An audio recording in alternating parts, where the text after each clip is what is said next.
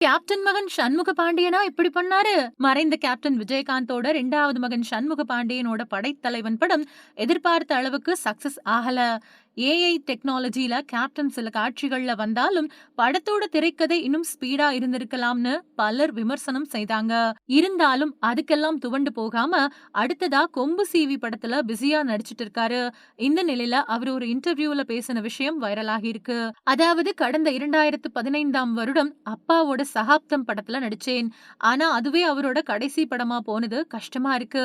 அப்போ வில்லன தொரத்திட்டு போன பிறகு உயரத்துல இருந்து குதிக்கணும் ஒரு ஷாட். அப்போ அங்க வந்த அப்பா ரொம்ப உயரமா இருக்கு. சோ டூப் வச்சிடுங்கன்னு சொல்லிட்டாரு. இது எனக்கு தெரியாது. ரெடி டேக்ன்னு சொன்னதும் நான் குதிச்சுட்டேன்.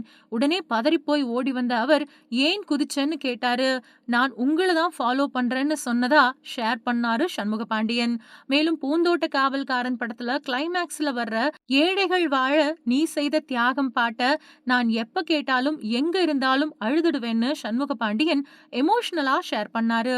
உங்கள யாருக்கெல்லாம் அந்த பாட்ட கேட்டா அழுகை வரும்னு கமெண்ட் பண்ணுங்க மக்களே.